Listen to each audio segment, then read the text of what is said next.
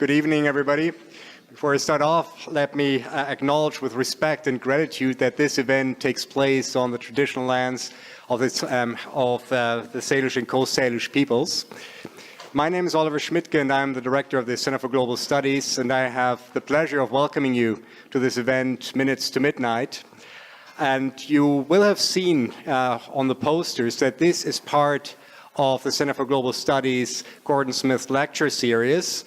And just a couple of words that, with this lecture series, we honor the contribution that Gordon Smith, the contribution that he brought to the Center for Global Studies. He was the director for 13 years until his retirement in 2012, coming to UVic after a distinguished career in the foreign and Canadian public service, which included positions such as the Deputy Minister of Foreign Affairs, the Associate Secretary to the Cabinet in the days of Prime Minister Trudeau. This is Pierre Elliott, I hope you realize, and as an ambassador to NATO. And he became the inaugural director of the Center for Global Studies back in '97, and from then to 2012, he brought a lot of energy and great degree of work to the center.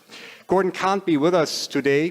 He's still busy. He is at the moment with the Center for International Governance Innovation in Waterloo, but he sends his regards and his best wishes to all of us tonight. My pleasure of the task now is to introduce Saul Arbess, who was the first speaker of the evening, who is a cultural anthropologist and educator, and someone who is deeply dedicated to building a culture and a framework of peace in Victoria and around the world. And Saul is the director and co-founder of the Canadian Peace Initiative, an organization that co-sponsors tonight's event. And in this capacity, he has worked around the world with other countries to make peace a reality on a global scale. And in the same kind of vein, Saul has been the co-founder and chair of the Global Alliance for Ministries and Departments of Peace, representing 55 countries around the world working on this task. But at the same time, being a global citizen and working around the world, Saul has also been a very local activist and a co-founder of Restorative Justice Victoria, in which he looks after building a peaceful and environmentally sound environment in which we live here at a local level. Before I ask Saul to come up, let me do two more things, two more announcements. I would like to welcome the recipients of the Order of Canada here in the room, beyond our guest of honor today, Murray Thomson. There are three more in the room, which are Nas Rajani, Fred Roots, and Anne Mortifi. So welcome here as Canada.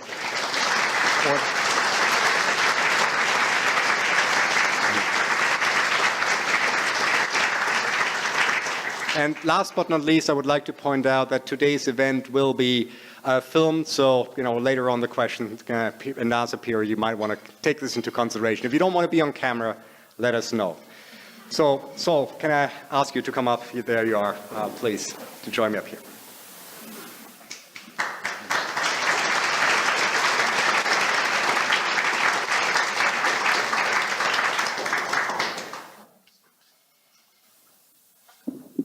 I think perhaps I'm a little closer to the disorder of Canada than the order of Canada, but I'll do my best. You hear me all right? In the back is fine? Thank you. Well, it's of course a distinct and great pleasure to be here in the company of so many of Canada's preeminent peace builders and nuclear disarmament activists. Of course, Murray, who I met many years ago, has been one of the champions of the Department of Peace, was at the inaugural meeting when we formed with Ottawa the first chapters for this in the year 2005. And of course, we have Mary Wynne Ashford, who we've also worked closely with, and we're really happy to be here with you folks tonight. And thank you for the invitation.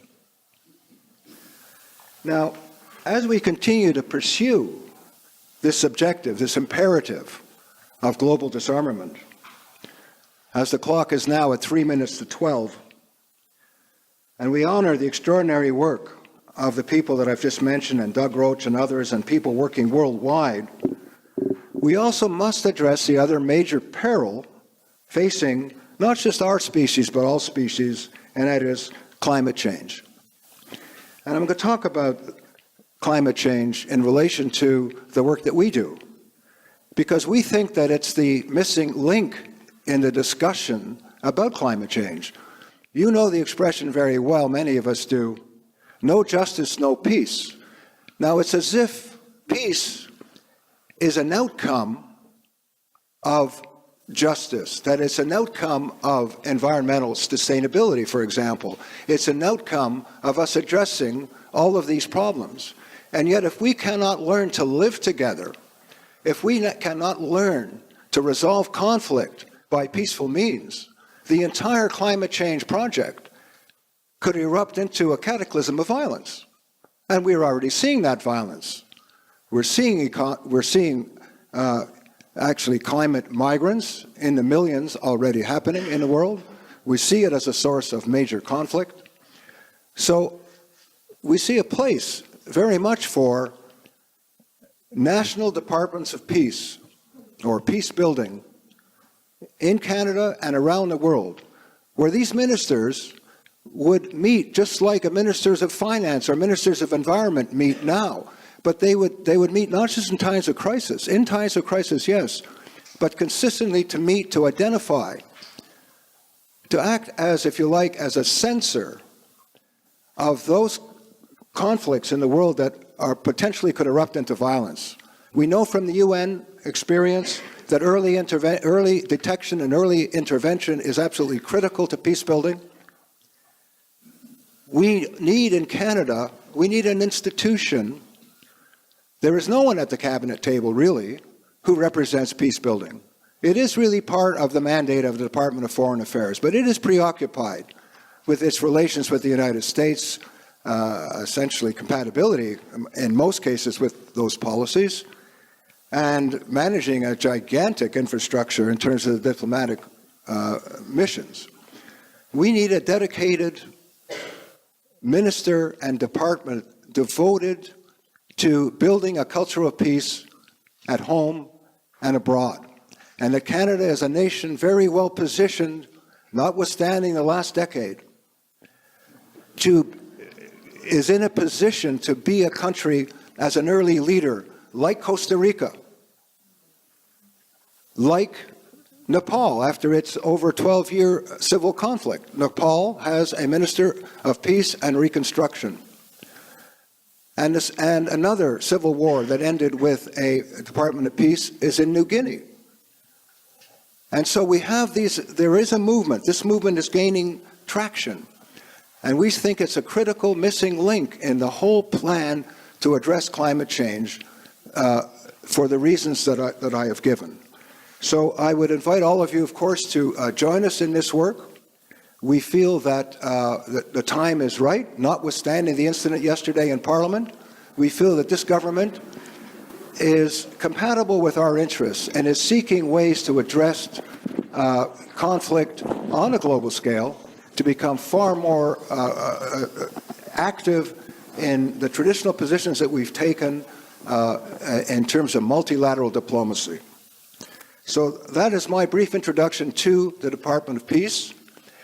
We have a rather prominent sign over here and some literature if you're interested in knowing more about our effort. But right now, I have this distinct opportunity and honor to introduce to you Dr. Bud Hall. I consider Bud to be a friend, and he also has been a supporter of our movement, actually from the very beginning, and has worked with us with the NDP in trying to convince them to get behind the movement, which they have in periods of time over the last, under Jack Layton. Much of Bud's career has been in the work of civic engagement, the civic engagement movement in higher education, and community-based research for the common good, essentially the democratization of the university. He is a professor of community development at University of Victoria. He holds the UNESCO chair in community-based research and social responsibility in higher education in partnership with Dr. Rajesh Tandon of India.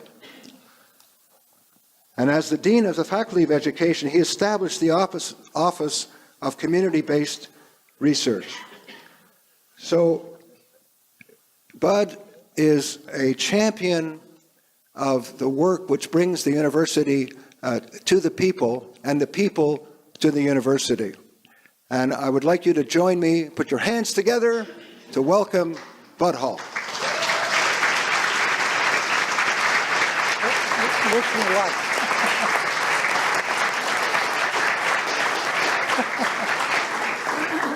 Well, after such a lovely introduction, I feel, very sad to have to bring this message, but somebody has to. And I must say that I'm really disappointed to see so many people here tonight.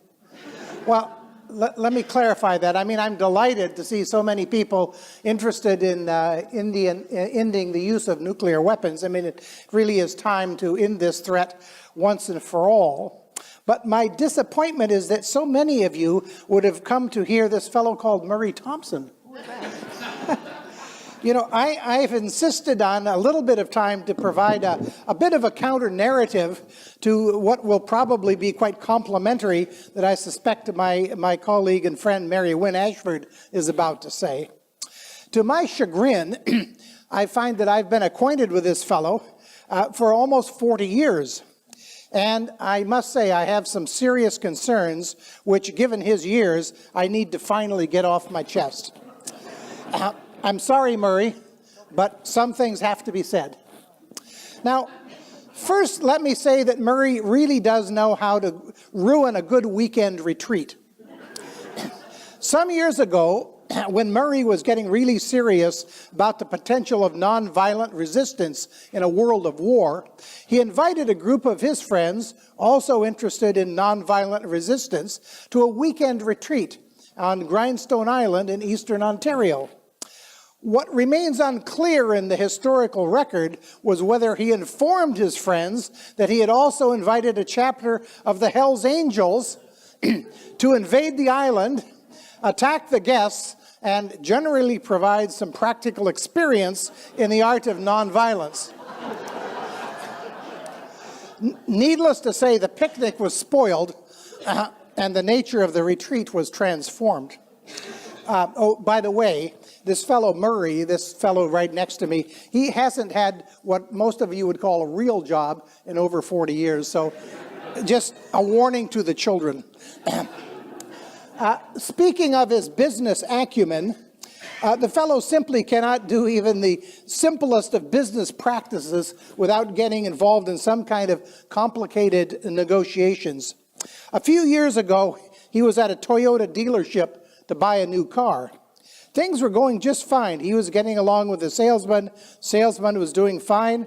When all of a sudden Murray said to the salesman, "I refuse to buy this car unless you give a donation to Peacefund Canada."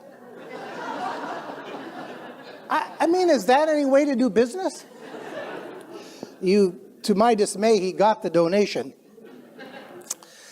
Well, finally, as our organizers threatened me if I insisted on going on too long, let me say that this fellow really does have trouble sticking to the task at hand.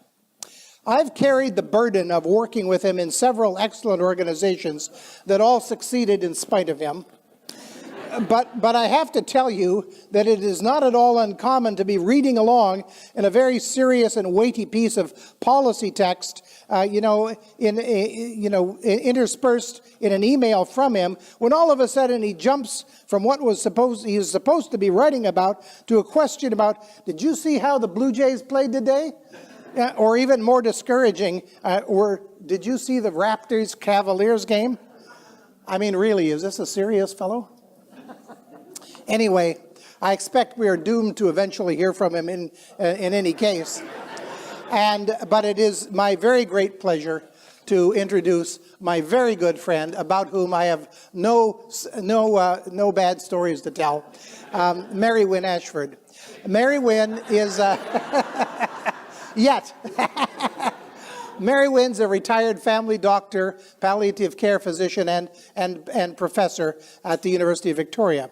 She's a writer and international speaker who has received many awards for her work, including the Gandhi Award from Simon Fraser University and the Thakur Foundation, the Queen's Medal on a couple of occasions, and she's an honorary citizen of the City of Victoria.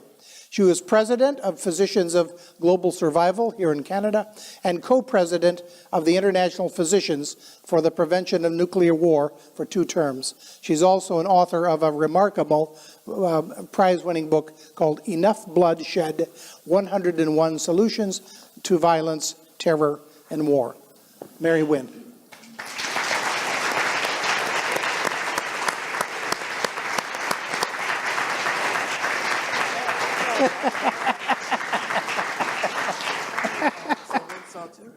Wow, it's a relief you didn't have any of those things to say about me. Whew. Well, it's a huge honor for me to be introducing to you Murray Thomson, a very dear friend of many years, probably about 25 years, and a very highly distinguished Canadian. Many of you in this room probably do not know Murray Thomson at all, have not heard his name. He is a member of the Order of Canada and a recipient of the United Nations Association Pearson Peace Medal. He founded Peace Brigades, Peacefund Canada, and he co-founded Project Ploughshares, but he's never sought the limelight. Murray was raised as a mission kid in China and was a student in Toronto at the university at the end of the Second World War. He was trained as a pilot, but he didn't go into combat missions. He was deeply, deeply affected by the bombings of Hiroshima and Nagasaki, and in fact, they caused him to become a pacifist and commit his life to building peace, to trying to change the world ever since. I read that 2 of his mottos are, live so as to be missed, and always foster friendships. In the 1980s, peace activism was regarded as a subversive activity, and many of us who were active at that time have files still with the RCMP and with CSIS. The beloved Canadian novelist Margaret Lawrence was interviewed by the National Film Board of Canada and asked about this, peace being subversive, and she said, if peace is subversive, what in God's name is war? Well, as I said, I've known Murray for over 25 years, and I suggest that he is indeed a peace subversive. And I'm going to share with you some of his brilliant undercover strategies so that you can also use them in your work. We want to bring about a peaceful world. We need to use all of the tools that we can. So the first rule is try to look as normal as possible. Crazed hippie types really raise people's suspicions and anxiety. But you know, his cover tonight as a harmless old guy from a retirement home in Ottawa is absolutely brilliant.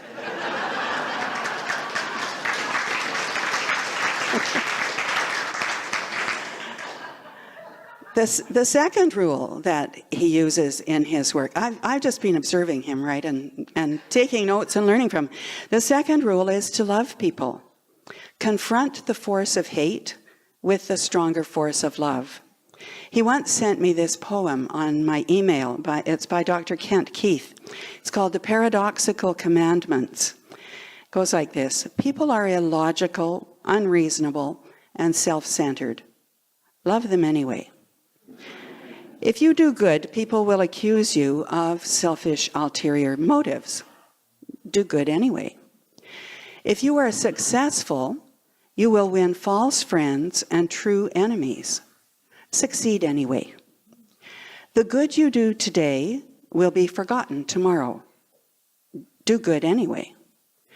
Honesty and frankness make you vulnerable. Be honest and frank anyway. The biggest men and women with the biggest ideas can be shot down by the smallest men and women with the smallest minds. Think big anyway. People favor underdogs, but will follow only top dogs. Fight for a few underdogs anyway. What you spend years building may be destroyed overnight. Build anyway. People really need help, but may attack you if you do help them. Help people anyway. Give the world the best you have, and you'll get kicked in the teeth. Give the world the best you have anyway. The third rule of successful subversion is pull together. One voice may not be heard. Although we may feel insignificant as one person, the time that we really have the most effect is when we work together in groups. So find a way to turn up the volume. Murray is a Quaker, and his good friend Ernie Regehr is a Mennonite. So if you can imagine these two fellows in the 70s as lonely voices, there's not that many Quakers in Canada and not that many Mennonites. And there they are, wanting to do things on a grand scale. So they got together, and with the support of the Council of Churches, they founded Project Ploughshares, engaging churches all across the country and multiplying their voices thousands of times over. Not only did they turn up the volume, but they also built one of the most credible sources of research onto peace and disarmament that we have in Canada. Murray also founded the Group of 78, Peace Brigades, the Canadian Friends of Burma. These organizations are still going. The fourth rule for subversives is work in your own sphere of influence.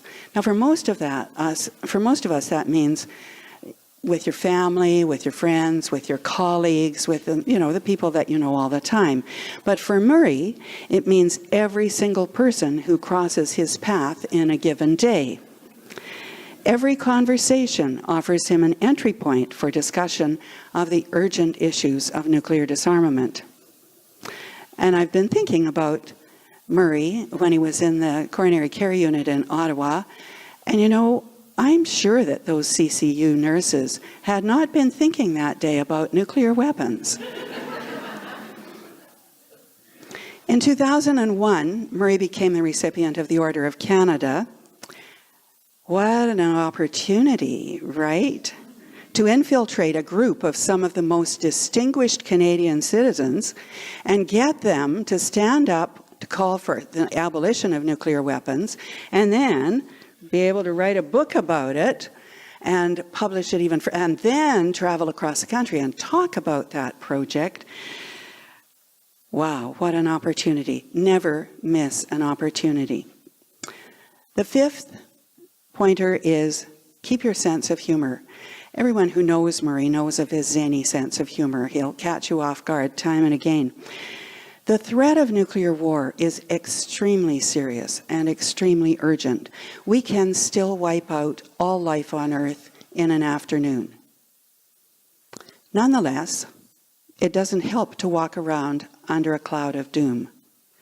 In fact, if you can enjoy life and laugh at ourselves, at least a bit, we make it much easier for other people to actually begin to confront the existential threats that we are facing at this time and to prepare themselves to take action.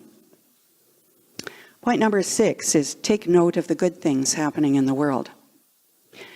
Murray got together with his friend Randy Weeks, and they put out online the Good News Service with stories of inspiring actions that give us all cause for optimism. I just love this thing. It arrives on my desk, little good news for the day, stories of people who are taking action that makes a big difference. You can subscribe to it. The issues come out regularly every so often. Rule number 7 is to support like-minded groups and give them credit wherever you can. Murray often calls me long distance to tell me of wonderful people that he has discovered doing extremely valuable work that just needs a little financial help. This leads me to rule number 8. Give people every opportunity to contribute financially. A delightful dinner with Murray always involves two questions. One is, listen, kid, what are we going to do about nuclear weapons? And the other question is, have you got a spare $100 kicking around? There's this little project in Toronto that can really put it to good use. Murray called me a few months ago to ask for money to support the book and the publication and the launch of it. And I said, well, I'll send you $100 once my house sells. So Murray, my house sold last week.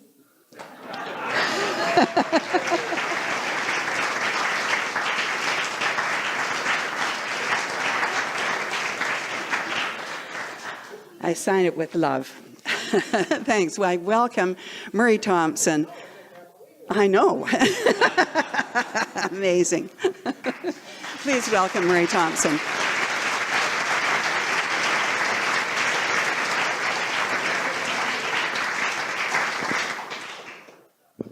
Well, having given a check for $5,000, it's really hard to move. Thank you, dear Mary Wynne. Thank you for all the work that you've done, which made it possible for me to write a book, to start with, mostly. I'm so glad to be here among a group of people who love to sing and who are part of an inclusive group called the Getting Higher Choir, with Getting Higher Choir Siobhan Robbins song. Wherever you are.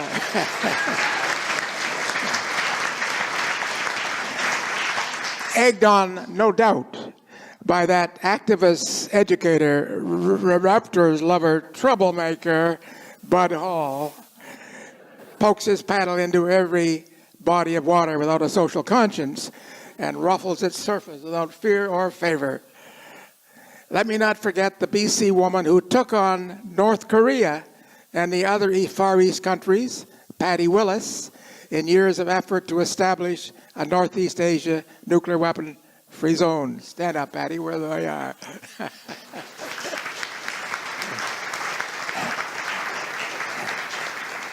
I want to welcome Wendy Wright, whose husband and my nephew David did so much for the UN's Environment Program before he died prematurely several years ago.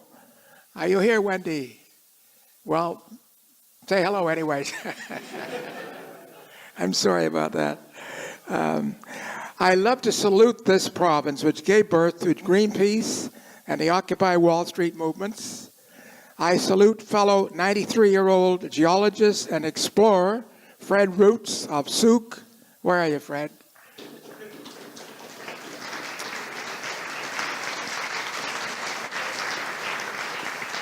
Who for 30 years was science advisor to Environment Canada, who helped shape the Antarctic Nuclear Weapon-Free Zone Treaty, had not just one mountain named after him, but a whole mountain range, who won a dog sled solo record of 189 days. Not too many of us have done that.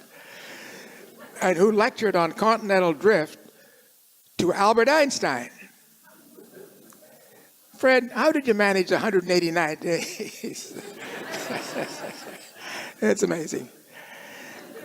As probably you know, the Bolton the Atomic Scientist, with its 16 nuclear laureates, uses a symbolic clock to measure how many minutes are left before the strike of 12. The Doomsday Clock. For more than a year, it has stood at just 3 minutes to midnight. This is partly because of the games of nuclear chicken being regularly played by Russia and the US, by the tumultuous conflicts in the Middle East, by the dangerous insults exchanged between India and Pakistan along the 1,500-mile border, seemingly uncaring that both countries are now capable of virtually liberating killing the others, by the recent aggressive moves by China toward the South China Sea, claiming a patch of the Pacific, one which is also claimed by 4 other states, plus other non-state actors reportedly seeking the information and the fissile materials and technology to build and use their own bomb. You may not be aware that British Columbia lives alongside the third largest nuclear weapon state in the world, after the United States and Russia. Which was the third state that comes third in times of nuclear weapons? Anybody know? Cuba. Who? Cuba. Sorry. Washington State has 1,350 nuclear warheads, each 6 to 30 times more powerful than the one that destroyed Hiroshima. Happy sleeping tonight, everybody. No. The Bulletin Senior Scientific Advisor, Dr. Kenneth Benedict, puts it plainly. Today, unchecked climate change and a nuclear arms race resulting from the modernization of huge arsenals pose extraordinary, undeniable threats to the continued existence of humanity. The probability of catastrophe is very high. The choice is ours and the clock is ticking. This, she said, is about doomsday. It's about the end of civilization as we know it. I hate to say this, but it's very true. Nuclear weapons also represent the largest immediate threat to our environment, are the most expensive to maintain. And unless we in civil society find the strength and the will to act on this issue, then our future rests in the hands of political leaders and their military advisors. Is the judgment of those advisors foolproof? Here is a transcript of an actual radio conversation of a U.S. naval ship with Canadian authorities off the coast of Newfoundland in October of '95. The radio conversation was released by the Chief of Naval Operations on November 10th of '95. The Americans, please divert your course 15 degrees to the north to avoid a collision. Canadians, recommend you divert your course 15 degrees to the south. Americans, this is captain of a U.S. Navy ship. I say again, divert your course. Canadians, no, I say again. Americans, this is the aircraft carrier USS Lincoln, the second largest ship in the United States Atlantic Fleet. Stop.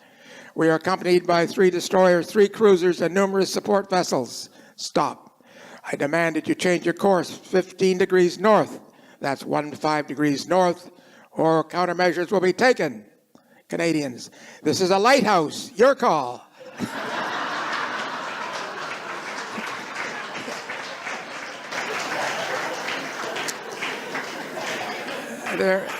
Sorry about that. There are many questions from the past which seek answers in the present. Here are 3, having in mind the commander of the USS Lincoln, a long look at the integrity of the nuclear weapon states and those that make the crucial decisions on peace or war. Question 1, why do we let the nuclear weapon states get away with it, with their vast rearmament programs, which they refer to quaintly and absurdly as modernization? That's up to 30 years of rearming, adding up to $1 trillion of our money. Question 2, why have we mostly forgotten the pain, death, and destruction caused by more than 30 years of testing nuclear weapons, not destroying them, but testing them? And 3, why are we seemingly oblivious to the cheating and criminal deceit practiced extensively by the high commands of the Soviets, the Americans, the French, and probably the other 6 nuclear weapon states in their use and defense of their nuclear weapons? The rock star of the new bombs being developed is the B-61-12. It's a new all-in-one smart bomb. It doesn't just get tossed out of an aircraft. Oh no, it can be guided and hit its target with great precision. But such a mini nuke would lower the thresholds for its use, leading in turn to the use of more nuclear weapons. Not exactly an avenue for a peaceful world, is it? But it's an excellent path to Armageddon. We like to think that the leaders of the nuclear weapon states, they're not liars, they're not cheats, but they're men and women of conscience, of feeling great remorse for what their weapons will do to their opponents. They'd much prefer not to use them. However, the Soviets' 20 years of nuclear testing in Kazakhstan, the American 67 tests in the Marshalls, and the French tests of over 30 years in Polynesia tell a very different story. It's been estimated that in coming years, global fallout from nuclear testing will lead to over 2 million cancer fatalities alone, not counting other health effects. Remember this, the United States was not at war with the Marshallese, who at the time of the test lived in the U.S. protectorate. Nor was the Soviet Union at war with the people of Kazakhstan, at the time one of its own provinces. And the people of Polynesia didn't colonize France, it was the other way around. Billions of radioactive particles were released into the air, exposing countless people to extremely carcinogenic materials, resulting in a myriad of genetic maladies and deformities. And what are the ordinary people who live in these regions? Anya Pazenko, a young woman dying of cancer, was given a number, 000358, instead of a name, to facilitate looking after when she died. Hard to believe. Nuclear testing was carried out for 30 years on the Polynesian atolls of Mororua and Whangataufa. For a large majority, the testing had little meaning. It was seen as a senseless undertaking imposed on the Polynesians by distant authorities. But some sought answers to their questions, such as, were the bodies buried in lead coffins contaminated? Why were the families of deceased employees not allowed to see the remains of their loved ones?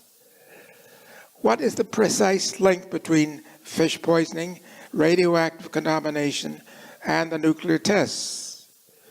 And will the buried radioactivity find its way to the surface in 30 years or less? By the way, that was long after 30 years gone by. Newly classified French military documents revealed that the tests were far deadlier than previously admitted. Tahiti, for example, a region of almost 200,000 people, 400 miles away, was hit 37 times by fallout, much of it plutonium.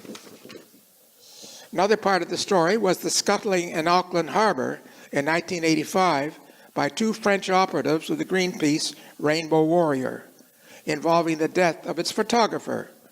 The ship was on its way with a flotilla of smaller boats to Mororua to protest a French nuclear test. France initially denied responsibility, but the 2 French agents were captured and charged with arson and murder. The agents pleaded guilty to manslaughter, sentenced to 10 years, later reduced to 2. The scandal resulted in the resignation of the French defense minister. An equally disturbing event was taking place involving another Greenpeace ship, the Vega, skippered by David McTaggart, who had sailed it close to the testing grounds. He noticed a large ship painted white with antenna above her funnel and a large radar dish up front. He then discovered it was American, the Victory ship Wheeling. This was my initiation into the complex world of nuclear intrigue, said McTaggart. As a signatory to the Limited Nuclear Test Ban Treaty, the Americans had agreed not to be involved in atmospheric tests. Yet here was an American instrumentation ship well within the French cordon, obviously with the approval of the French authorities. We had stumbled across proof that American and French officials were coordinating their activities so that the U.S. could collect data from atmospheric tests that it had promised by treaty not to conduct itself. I don't want you to feel that all treaties are bad. We're after treaties. But we have to realize that a lot of treaties are not always kept. And those are some pretty flagrant examples. All right, enough of the bad stuff. I've given you a lot of bad stuff. I'm giving you real stuff. What are some of the good creative actions now being taken in this crazy, this horrible, yet also wonderful world we live in that we can now support and can be a part of? I'll mention 7 of them. First is Mayors for Peace, started by Mayor Chiba of Hiroshima with just 2 cities, Hiroshima and Nagasaki, now with more than 7,000 cities globally in 151 states and regions. They have declared 2020, it's not very long from now, for the successful conclusion of a nuclear weapons convention. Its members are fully aware that cities will be the prime targets in any future conflict. Second is nuclear weapon-free zones in the world with sizable inputs from individuals like Fred Roots of Souk, who played a major role in writing the Antarctic Treaty for Peace and Scientific Research. Way to go, Fred, wherever you are again. 3 more are urgently needed. 1 in the Middle East, a Northeast Asian nuclear weapon-free zone, which Patty Willis and Hiro Imbayashi strove to obtain, and an Arctic nuclear weapon-free zone worked on for several years by Canadian Pugwash's Adele Buckley and the late Vancouverite Michael Wallace. Third, Canadian NGOs played major roles in the achievement of both the landmine and the cluster bomb treaties. The landmine treaty remains one of the great success stories in disarmament. The Convention on Cluster Munitions also was an international treaty that prohibits the production, transfer, and use of cluster bombs, one of the worst bombs you could imagine. While relatively young, it is proving to be a life-saving treaty that can meet both their stockpile obligations within the treaty-mandated time limits. Fourth, the religious communities have played an increasingly important part of the struggle for nuclear disarmament. Pope Francis called for worldwide dialogue, including both non-nuclear and nuclear weapon states, and civil society to ensure that all nuclear weapons are banned once and for all to the benefits of our common home, he said. 5 months later, in New York, 50 Christian, Buddhist, Muslim, and Jewish organizations called on 191 governments to ban nuclear weapons. One concrete result of the national campaign to abolish nuclear weapons has been the humanitarian pledge, now endorsed by 108 states.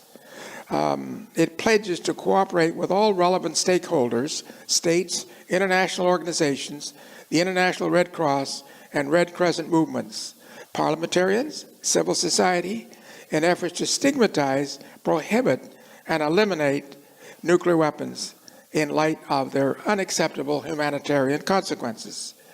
Fifth, here in Canada, also in Australia, more than 800 recipients of the Orders of Canada and Australia, respectively, have called on their governments to endorse and begin negotiations for a nuclear weapons convention, as proposed by the UN Secretary General.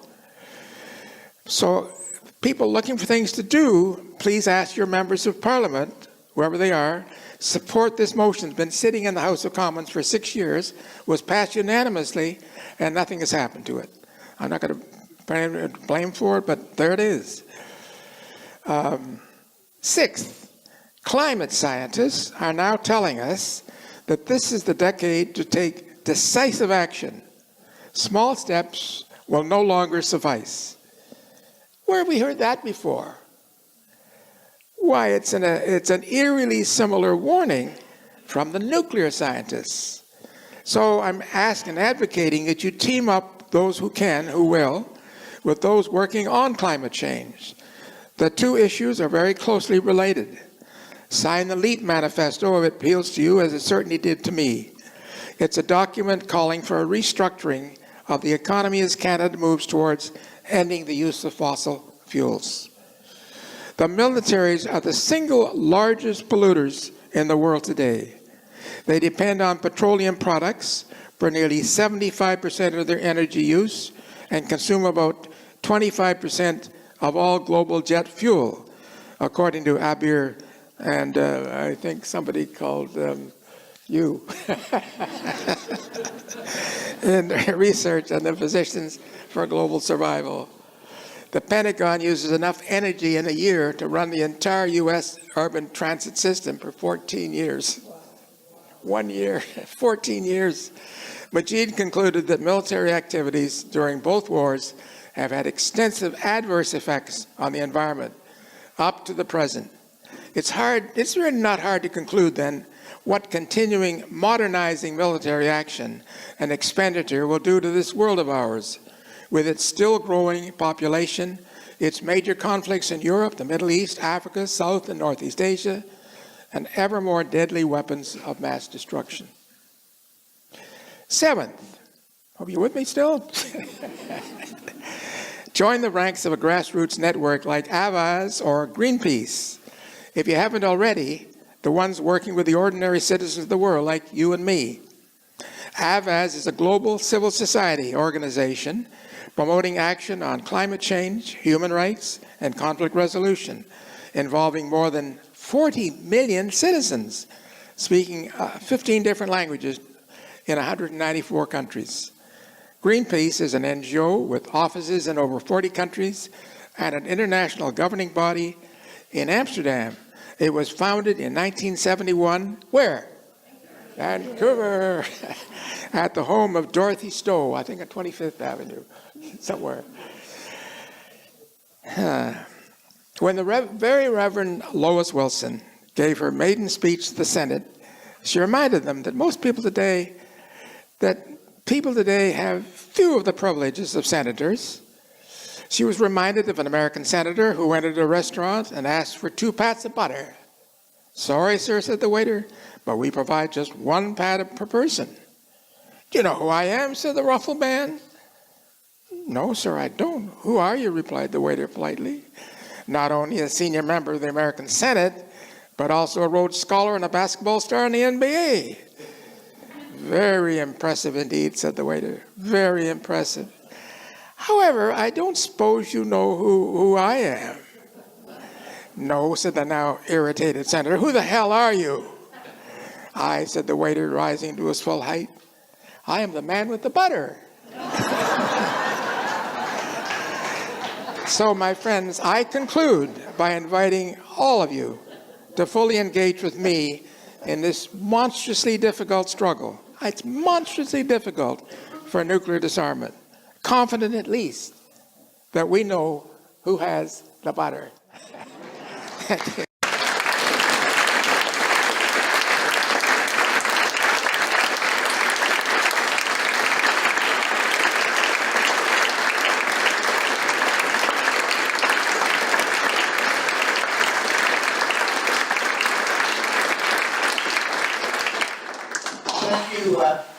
Minus Sullivan. Thanks very much. Where you hang on to that.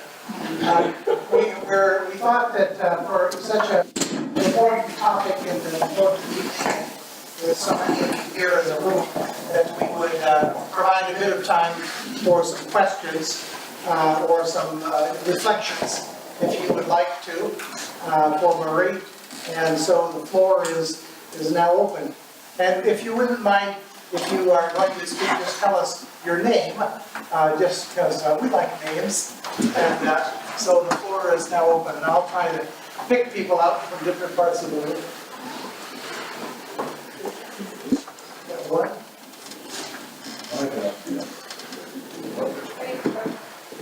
So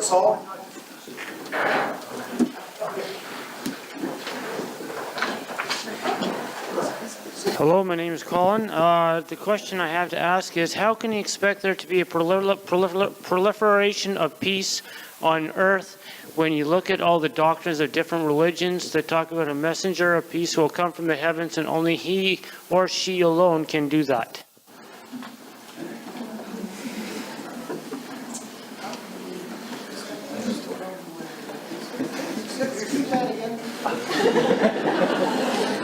How can it be expected that humankind, with its intelligence and its capacity for building weapons, can be able to procure peace on earth when you look in lieu of all the different religions, when they talk about that peace can only come from a being who will come from the stars, who has a greater military intelligence and greater military strength to be able to do that?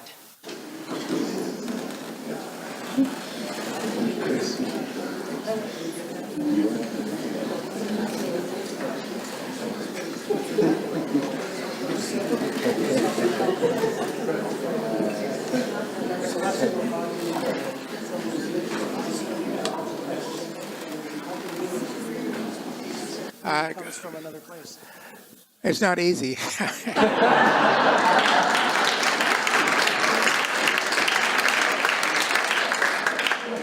I can't pretend to answer it in any way. I mean, there's 100 ways that we will not achieve peace. The only way we're going to achieve, well, not the only way, there's several ways, perhaps, because there are more of us who want peace than don't, to start with. That necessarily means they got power, but increasingly, I believe there are more organizations, NGOs, and governments too, who see they don't want to stop. They don't want to have an end in a flaring, in a holocaust, to start with. Or they don't want to see us warm up and frizzle, which could also happen. I mean, there's a lot of different ways by which it will not happen. So I don't pretend to say that I or anybody else that I know has a final answer. All I can say is that we're all here tonight because I would think one way or another, we think we have a chance of creating peace. Not only peace, but also equitable development and getting rid of poverty and some of the worst aspects of the human condition. Now, there may be other people who have much better answers than that, and I'd be delighted if we could hear them. That's one start. Yes, with the Black Parade. Yes. I was wondering if our new government with sunny ways was aware of the 800 members of the Order of Canada position against nuclear weapons when they were in Geneva on May 13th, and Canada opposed the ban against nuclear weapons. Was the government aware that there were so many members of the Order of Canada concerned about this issue? Well, there have been more than 800 members of the Order of Canada, certainly, who have been out front in terms of the book, the statements, the different ways by which people look at this. When the motion was passed, 5.5 years ago, there was a Conservative government in power, but it was unanimously passed, and John Baird, who was then a very prominent member of the Conservative, agreed that it should go ahead and be passed. But whatever happened, we don't know. We can't say it was the previous Prime Minister, although it kind of looks that way, I have to say. It didn't happen. The funny thing that right now is that the motion is still there, still waiting to be acted on. The present foreign minister was a Liberal and the Liberal member of Parliament when it was passed. And he's not terribly unaware of the fact that it was actually passed. I just happened to see him not so long ago. So we're still waiting. But it would be terribly important for every one of you somehow to let them know you think it's high time that a motion that was passed 5.5 years ago be actually acted on. And what happens in the motion is asking two of three main things. One, that the government should ask the United Nations to get on with bringing about a nuclear weapons convention by law. And most important, by getting there, by conducting a around-the-world trip of ensuring that people understand the issues and support disarmament, whether it's nuclear disarmament, whatever it happens to be. There are many ways of disarming. They're waiting for people like you to tell them that. Please do. That could be one very important thing you could do. Not necessarily tonight, but say tomorrow. You want to say a few words? The red sweater.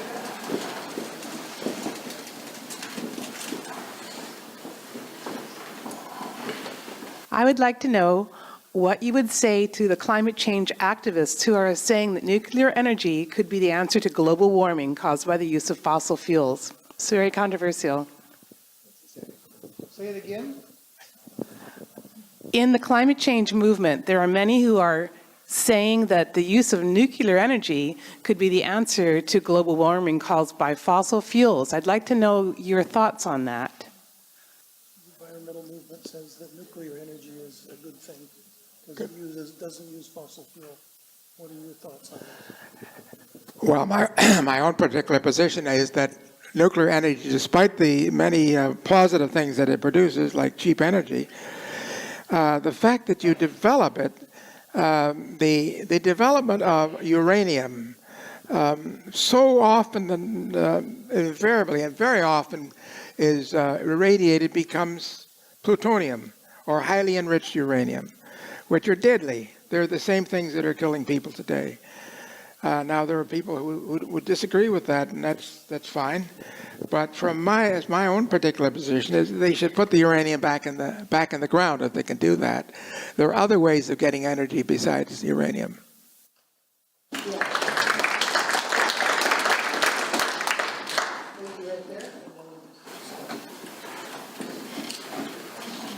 Murray, thank you so much for your very important message tonight. My name is Tamara Lawrence, and I'm with the Canadian Voice of Women for Peace.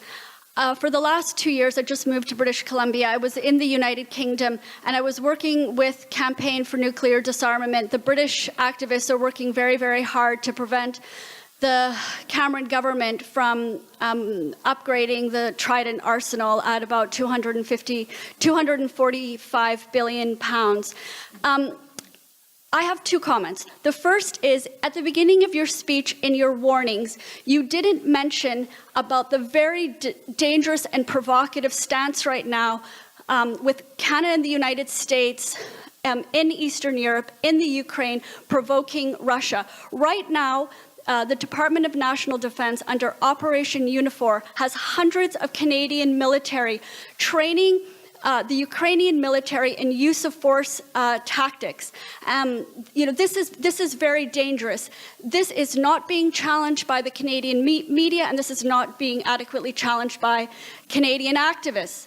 The second comment is one of your solutions that you could add is the fact that in the first time in 24 years, Canadians have an opportunity to provide input into a new defense policy review.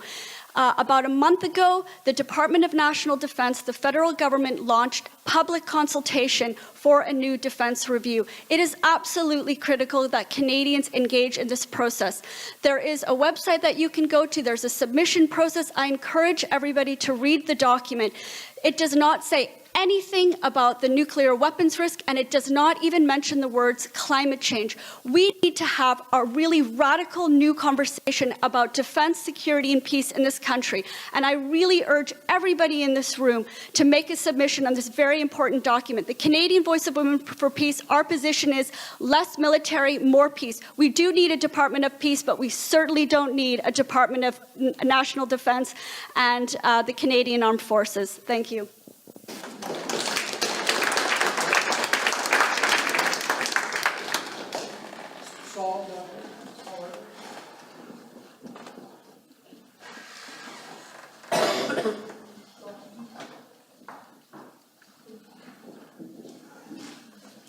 One of the aspects of the proposed mandate for a Minister of Peace would be to lead internationally to abolish nuclear weapons, and including also the weaponization of space, and also to implement many aspects of the UN system, which are very high standards, these conventions and otherwise, they do not, in fact, effectively get implemented in Canada. So we see a Minister of Peace as a bridge between the UN, our ambassador for peace, our ambassador for disarmament, and the Canadian government to be more proactive in the implementation of many of these treaties, etc. So I'm wondering, do you feel that this kind of input would be valuable in moving forward the movement for nuclear disarmament? I mean, any initiative at all which is making peace a priority, as that departments are, is an important part of the process. We don't know how it's going to end up. Nobody knows. Some of us have been working on this. I've been working on this for 40 years, as I think perhaps you have. I think probably you have too. Even sure that we'll get the peace. but as sure as hell we need to work for it, and you're one of the persons doing it. Just work a little faster, Saul, please. Eh?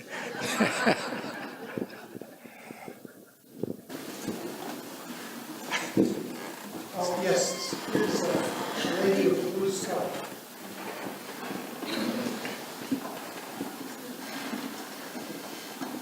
Thank you, Mr. Thomson, for all your work. I'd like to take you up on. Take you up on one of your suggestions. You mentioned that we should join or get involved with groups like Avaz, NGOs like Avaz, and I would just. I'd like to utter a warning about Avaz and specifically, and I hope you'll be open to what I have to say. Groups like Avaz should apply equal standards to all if they're really in the peace movement for the entire world.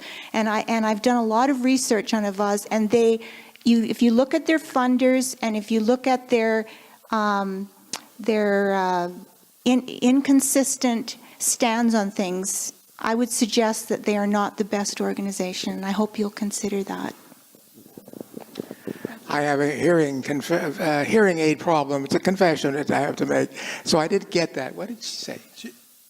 She said Avaz, which is one of the organizations you mentioned, she's done research on it, and she has concerns about its, how good it is and how valuable it is to suggest to people they should join that without some kind of further reflection. By all means, right? Check it out, sure. The reason that I like it, I haven't followed it terribly closely, is it always seems to be on the right, the concerns that I personally have, both nuclear and environmental, developmental, so many of them that I used to work on before. And I like the idea of the fact that there is actually a global network of people, with so many of them, who have these concerns. Yes, but you certainly check it out. I mean, there's all kinds of reasons why things go astray. I agree about the global network. I just question Avaz specifically. Thank you very much. Okay.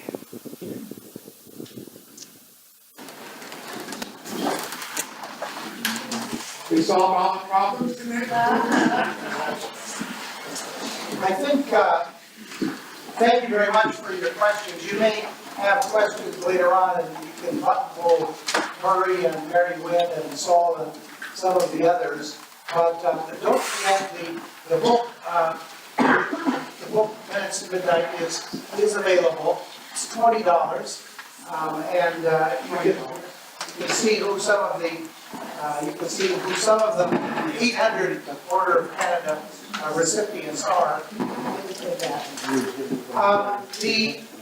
A neat thing like tonight, when you have somebody like Murray Thomson and somebody like Mary Wynn and Saul Arbus and others who've devoted so much of their life to peace, wouldn't be complete unless we had a kind of a cultural element. Because in the peace movement, one of the things many of you will know is there's always poetry and there's always music.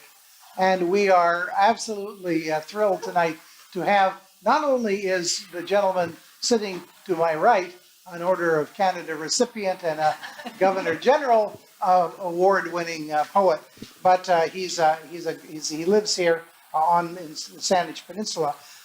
There's a lot of, I looked him up in in all these different places, and there's people that write a lot of very nice things. But actually the introduction that I like the best is the one that is in this book, Minutes to Midnight, and I'm going to read that out to you. It says, truck driver, sawmill worker, road builder, a nomadic knockabout in northern logging camps. Patrick Lane in his poetry deals straightforwardly with man's rough treatment of his environment and of his fellow human beings. Jane Urquhart calls him our most essential poet. Tough, tender, fearless, and beautifully dangerous. Our provider of unexpected flashes of brilliant, almost blinding light. For decades, he has been our guide to darkness, Gathered in one spot, the poetry of his life enhances and energizes us and takes us to places that we would never go on our own. Lane is a true master.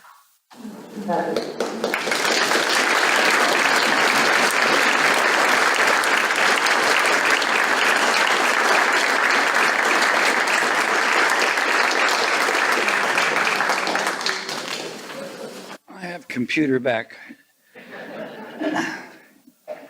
Who knew that writing would turn into... Can you hear me okay with this? Is that all right? Okay. I'm going to read a little piece. I titled it Nuclear Circular, and the piece will explain what that is. The bomb changed my life. My young life was entertained fallout from the time I was very, very small through to my 20s, and continues, frankly. My children the same way. But the bomb was an intimate part of my life for a long, long time. 5 years after I wrote this piece, the bomb, in a sense, turned me into a writer and turned me into a man. It's two things, I think, that were very, very important. It made me want to report back the plight of ordinary people, of the average working men and women of my life, the people that I had helped, the women I had helped in bathrooms after their husbands beat them up because I was the first aid man and I was the only doctor within 100 miles. The various mistreatments and terrible things that went on in those worlds.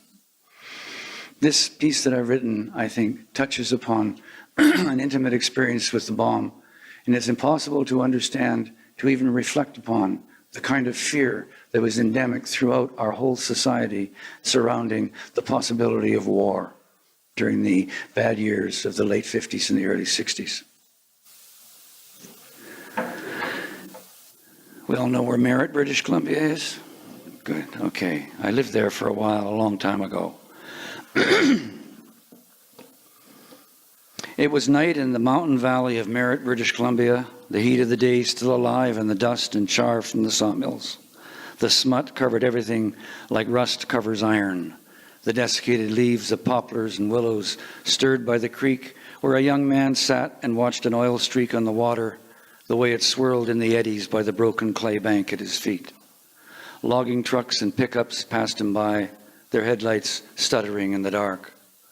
The young man sat on a rock and gazed out upon the waters. For a long time he stared at nothing, but a single leaf floating among a tangle of roots caught his eye as a truck's life briefly touched the bank. It was night, and the valley was asleep except for the passing trucks and the far-off screams of the chains in the mills. The creek moved on as it always had, except for the leaf. The leaf went nowhere, turning and turning in upon itself. That 21-year-old man was me, and standing here tonight, I look out at you, and at the same time I see the leaf in that place behind my eyes where the images of a lifetime reside. The leaf moves in circles as it tries to follow the water away. And I do not know now if the leaf finally escaped from the tangle. What I do remember is the moment it caught on a broken bit of root. I can see the leaf trembling there. 56 years ago, I watched the creek as it made its way past me down to the Nicola River, flowing west along a twisted, narrow valley to the Fraser River near Spence's Bridge, where the scar of the canyon carried it to the sea. Behind me, in a 30-foot trailer, slept my two small boys and my young wife, pregnant with our third child. I was working as a first aid man at a sawmill in town, and I barely made enough to get by. Every nickel I made disappeared into the poverty of our young lives, and many nights I was unable to sleep. I would go out then into the dark, and I'd stare at the creek. But the night the image of the leaf caught in my memory was different than other nights. A few hours before, I had agreed to blow up the bridge that crossed the Fraser River to stop anyone from traveling east up the Nicola Valley to our town. 5 years before that night, I had a job driving a TD-18 tractor building bush road in a forest cut block high above Sugar Lake at the edge of the Monashee Mountains. I was 16 years old, and one Monday morning I was given a case of rotting dynamite, nitroglycerin crystals leached wet on the sticks, a roll of old fuse, and a box of blasting caps. I was told to blow up a rock bluff that was blocking the logging road I was building. I knew nothing about dynamite, but the boss briefly explained how to use it, and then he left me alone to learn how. That I didn't blow my hands off crimping blasting caps with pliers, or die from the rocks falling out of the sky after an explosion was nothing more than dumb luck. Sitting by the creek, I remembered a Saturday night the year before drinking at the Nicola Hotel beer parlor. After 3 or 4 beers, I told the older men sitting at the table I knew a bit about dynamite. My story was mostly boyish bragging. The men listened without saying much. Some of them, of course, veterans from the war. What I didn't realize was that they would remember what I said. 2 of those men had knocked at my trailer door at 9 o'clock earlier that night. They asked me to come outside and talk. One of them was the foreman at the mill, and the other one ran the planer at another sawmill east of town, and the foreman was an important man at my mill. When I stood with them by their pickup trucks that night, he asked me if I had read the nuclear circular the government had issued the year before, published in the Vancouver Sun. I said I had. The circular outlined what would happen in the event of a nuclear attack on North America by the Russians. It said that after the bombs dropped on Seattle and Vancouver, we would have to take in 50,000 refugees who would flee up the Fraser Canyon into the interior to escape the destruction. The foreman told me there was no way our town could look after that many people. He said the refugees would have to be stopped before they could get to Merritt. He said when the nuclear war happened, my job would be to stop the refugees by blowing up the bridge over the Fraser. The foreman said there wouldn't be enough food or shelter for that many people. There were only 2 doctors in town, a few nurses, and a first aid man like me. He said most of the refugees would have radiation. He said there was no way they could take the chance our own children might catch radiation and we'd get sick and die. He said that after the nuclear war, we were on our own. It was 1960, 15 years after the Second World War and the bombing of Hiroshima and Nagasaki, 7 years after the Korean War, 6 years after the Battle of Dien Bien Phu, the defeat of the French army, and the beginning of the Americans in Vietnam. In the narrow closet in our trailer was a case of Campbell's tomato soup. It had been our survival kit for the year. The soup was what we would have to eat when the nuclear war began. That and whatever animal I might kill with my old First World War Lee Enfield I had bought from Eaton's catalog for $30. A moose kill maybe, or a deer, or a bear. The soup was all I could afford. On top of the box of soup was a case of dynamite and 2 rolls of fuse. The box of blasting caps was in the back of the high shelf in the kitchen behind the soup bowls. The next Sunday, the men were going to drive with me down to the bridge and see what needed to be done to blow it up. It's hard to think of those years now. The terrible fear everyone suffered, the long days and longer nights when a nuclear attack seemed inevitable, the building of bomb shelters, the survival kits, the wars of the 20th century scarred 3 generations with the destruction of cities and countries and the deaths of tens of millions of people, and I've never forgotten those times. I've told the story of that night in the small town of Merritt in the heart of the Nicola Valley when I told the foreman of the sawmill that I would blow up the bridge. That I never had to do it doesn't change the fact that's what was going to be done. We did go down to the bridge, and I did walk around, and under the bridge as I figured out what would be needed to make it collapse. I was afraid of the war, and I was afraid I might lose my job, and I was afraid I would jeopardize the lives of my children and my wife if I didn't do what they wanted me to do. Work wasn't easy to come by for a working-class kid with no education. So, or was it that simple? Did I fear the refugees too? I was so young. Fear can take us to dark places, and sometimes there seemed to be no way out of the traps people set for us, the traps we set for ourselves. What I remember most clearly is not the far-off glow of the trailer park yard light, the mutter of their pickup truck engines, the short, one-sided conversation whose inevitable answer from me was a hesitant, terrible yes. And it's not the look of fear in my wife's face when I placed the dynamite in the closet on top of the soup. No, it was the leaf in the creek. Over the years, I've thought back to those times, and I've written about them, I've talked about them, but when I sat down to write this piece for you, it was the leaf in the creek. I can see it so clearly. Even now, standing here, it is in my mind's eye, the water with its slick of oil, the crusted clay banks, the dying trees, and the leaf turning and turning in the trap of the roots. And today I know I am the leaf, and I am the roots. I am the water, and I am the rock, and I am 21 years old, and I am 77 years old, and I remain so even as I tell this story. The old fears remain in me, the nuclear circular, the bomb, and the war that would surely come.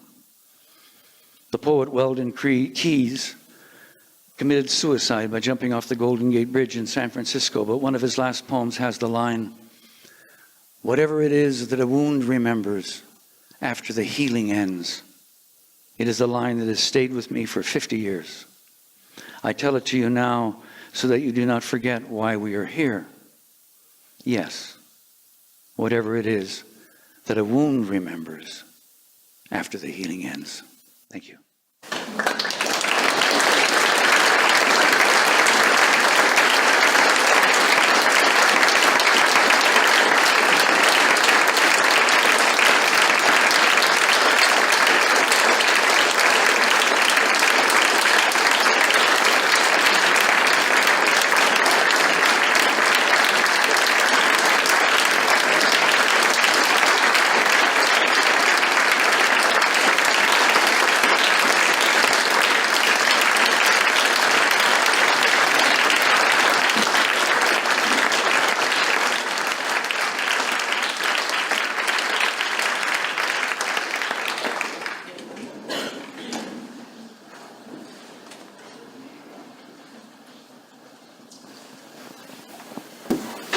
Higher Choir is directed by two of Canada's most gifted musical magicians, Siobhan Robinson, who's approaching on the left, and Dennis Donnelly, who is rising slowly. The Denton Higher Choir provides the soundscape for the social justice movement of Victoria. It is a large choir of hundreds of non-audition singers. The Denton Higher Choir is a leader in the worldwide community choir movement. Performing with the choir tonight at a point in the program which Dennis and Siobhan have already determined is the magnificent and the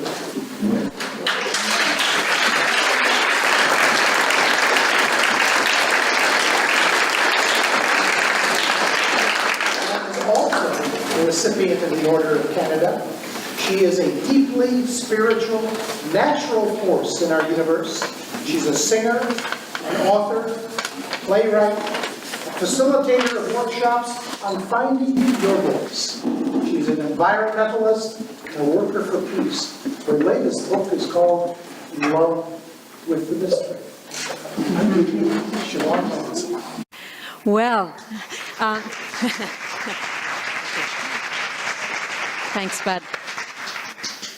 What a wonderful evening, and I'm just so thrilled that to be here with so many of our wonderful choir.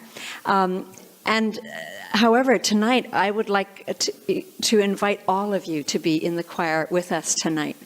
And just in case there's anyone left in Victoria who thinks, I can't sing, well, sadly, I should say I've actually already had conversations with a few people here today who say that. And maybe even beyond that, some people might be wondering, well, we've got matters of serious consequence to be talking about and thinking about tonight. What does singing have to do with it? So I just want to remind you that singing has been played a major part in any number of successful movements in the anti-apartheid struggle in South Africa, in the struggle for the regaining of the country of Estonia. It was through singing, hundreds of thousands of people singing in the street together is how they got their country back from the Soviet Union. And in the United States, the civil rights movement was absolutely fueled by people singing together. And it wasn't just some specially, trained singers that were up on stage singing to people. It was everybody singing together. And that's what we need to get back to. That's what we're Getting Higher Choir is all about. And you're all drafted. You're all in it. The thing is, singing, for one thing, it gets us breathing together. So let's just all take a breath together.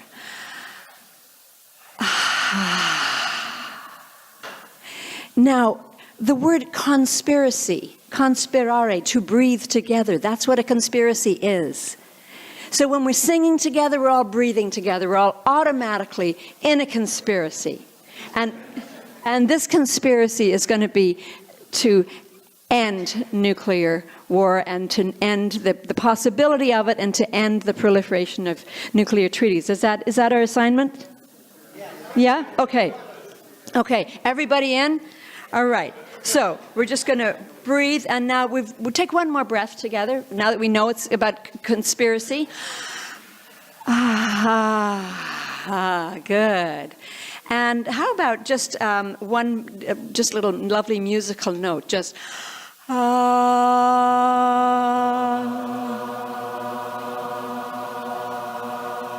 beautiful. All right. All right. Dennis, are we in the right key to sing a song?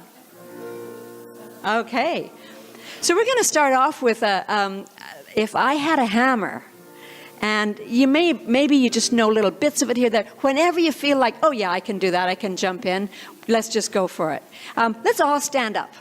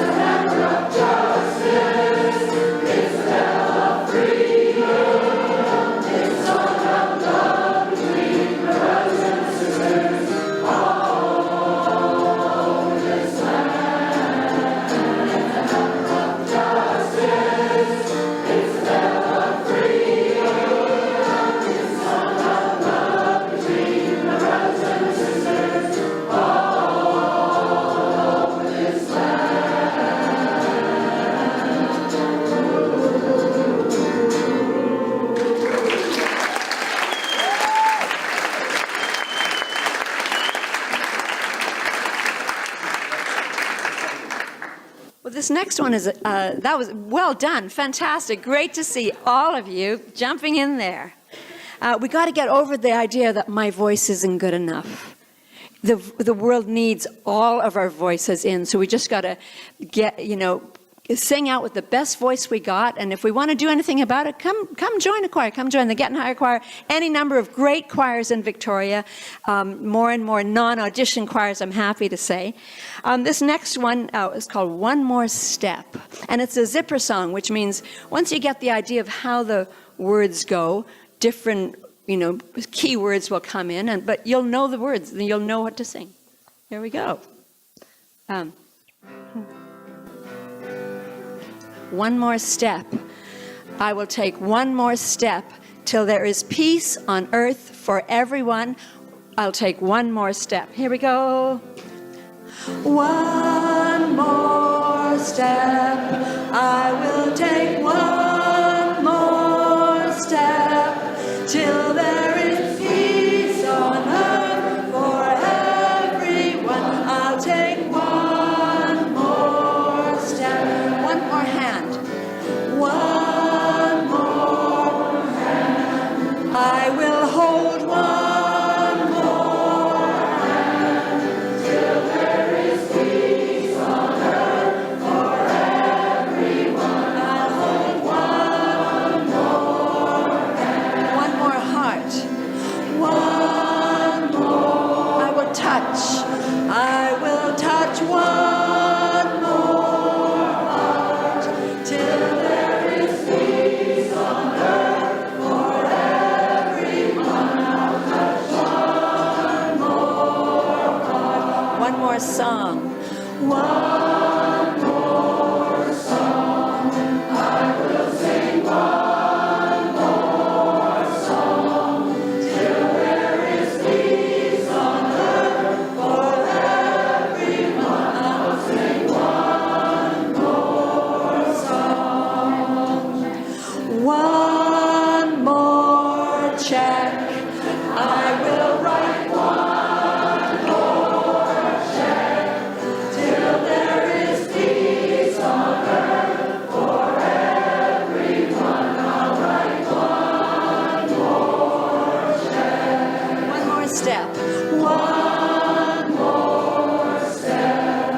I will take one more step till there is peace on earth for everyone. I'll take one more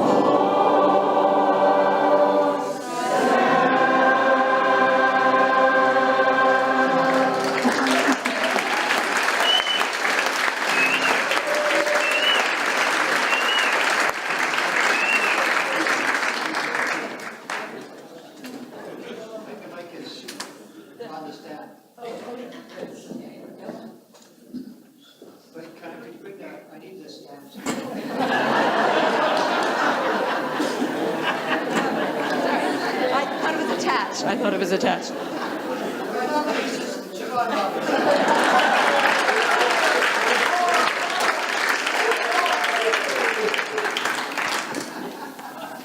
Well, you're all standing. What a wonderful opportunity this is for anybody who leads songs. Whoa, look at you. Wonderful song written by a good friend of mine, peace activist, wonderful songwriter, lives in Port Townsend, Washington, Linda Allen. And it's a little mantra which we can use to say to ourselves when we think things are just a little bit on the dark side. I believe that peace will come. I believe that peace will come. I believe that peace will come. I believe that peace will come.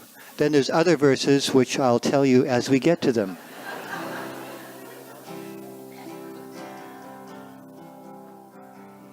I believe that peace will come. I believe that peace will come. I believe that peace will come. I believe that peace will come. That's basically the whole song. Let's try that again. I believe that peace will come. I believe that peace will come. I believe that peace will come. I believe that peace will come. I believe that hope will rise. I believe that hope will rise. I believe that hope will rise. I believe that hope will rise. I believe that hope will rise. I believe that hope will rise. I believe that hope will rise. Harmony's welcome. I believe that hope will rise. I believe that hope will rise. I believe that hope will rise. I believe in humankind. I believe in humankind. I believe in humankind. I believe in humankind. I believe in humankind. I believe in humankind. I believe in humankind. I believe in humankind. I believe in humankind. I believe in humankind. I believe that love survives. I believe that love survives. I believe that love survives. I believe that love survives. I believe that love survives. I believe that peace will come. I believe that peace will come. I believe that peace will come. I believe that peace will come. I believe that peace will come. One last time, here we go. I believe that peace will come. I believe that peace will come. I believe that peace will come. I believe that peace will come.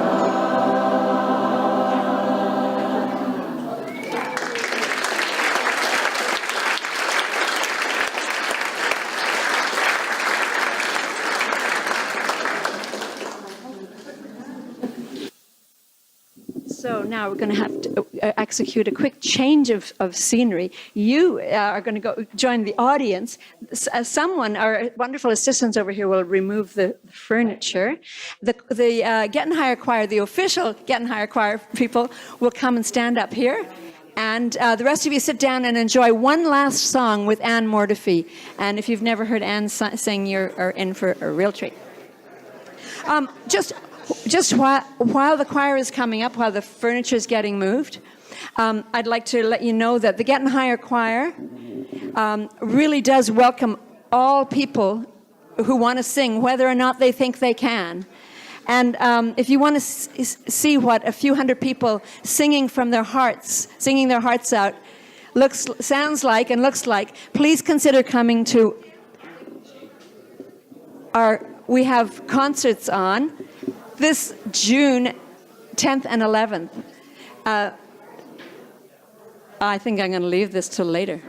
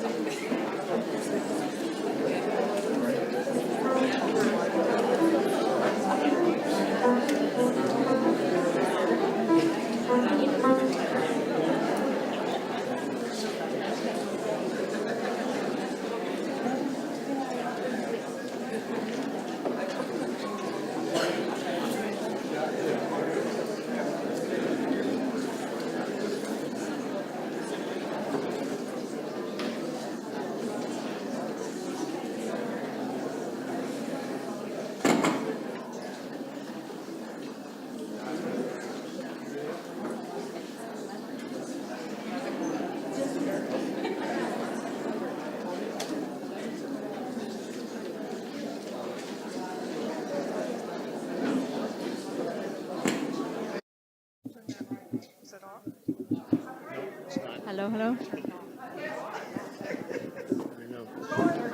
Hello. Can you hear me? Yes. Just want to make one more announcement that over here, right after this song is finished, we will have tickets on sale for the Getting Higher Choir concerts coming up this June 10th and 11th in just a few weeks at the Alex Goulden Hall 2 nights in a row, with all proceeds going toward projects in Mozambique that we've been supporting for the last 18 years. It's going to be a gorgeous concert with Anne as our featured guest, and I'm sure after you hear her tonight, you'll want to be there. So tickets will be on sale.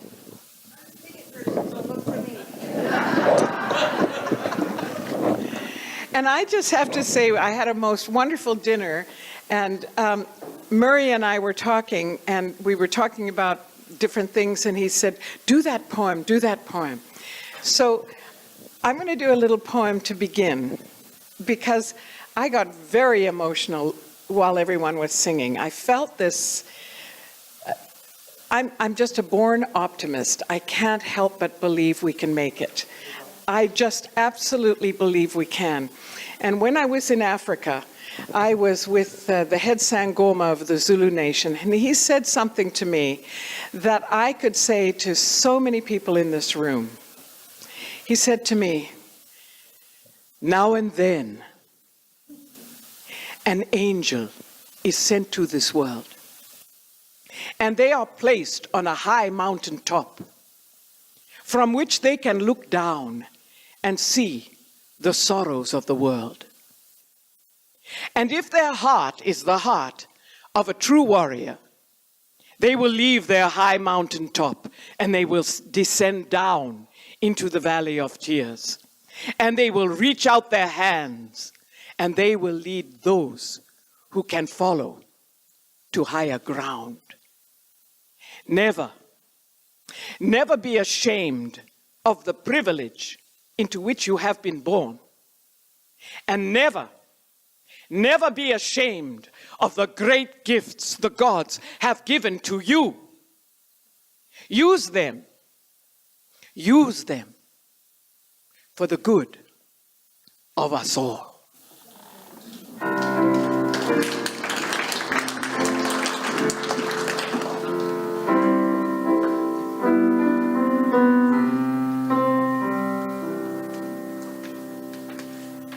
There is a spirit moving through this land, and with one heart we will rise and take a stand.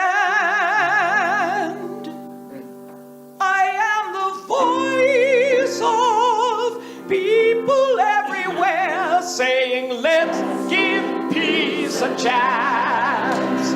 There is a fire burning in my heart. It's my desire to be a beacon in the dark. I am the voice of people everywhere saying, let's give peace a chance. We rise up, hold firm, sing out and be heard. We're calling on all nations in every corner of the world. Give peace a chance. Give peace a chance. There is compassion wailing in my bones. Every man, woman, and child should have a home, and the voice of people everywhere saying, let's give peace a chance. There is a vision deep down in my soul. No more division. On this we've got to hold. I am the voice of people everywhere saying, let's give peace a chance. We rise up, hold firm, sing out and be heard. We're calling on all nations in every corner of the world. Give peace a chance. Give peace a chance. There is a spirit moving through the land, and with one heart we will rise and take a stand. I am the voice of people everywhere saying, let's give peace a chance. We rise up, hold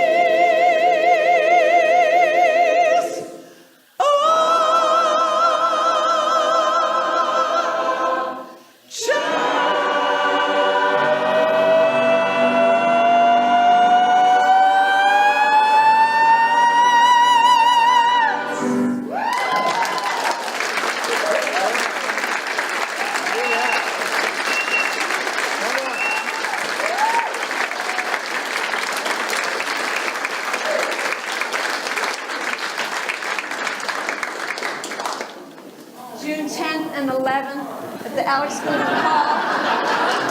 Tickets are available over here tonight.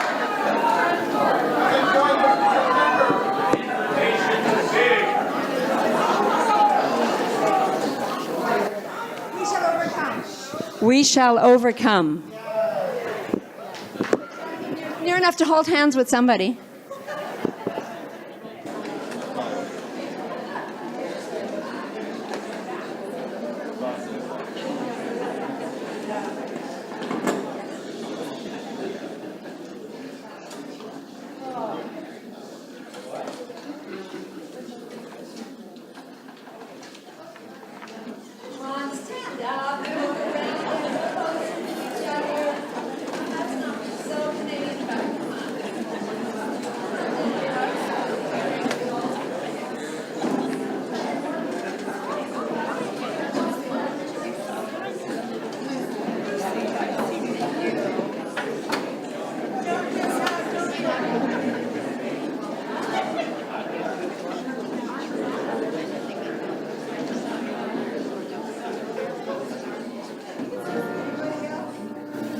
We shall overcome. Shall overcome. We shall overcome. We shall overcome someday. Oh, deep in my heart, I do believe that we shall overcome someday. We are not afraid. We are not afraid. We are not afraid. We are not afraid today. Oh, deep in my heart, I know that I do believe that we shall overcome. That we shall overcome someday. We shall live in peace. We shall live in peace. We shall live in peace. We shall live in peace someday. Oh, deep in my heart, I do believe that we shall overcome, that we shall overcome someday. We shall overcome. We shall overcome. We shall overcome. Harmony's welcome. We shall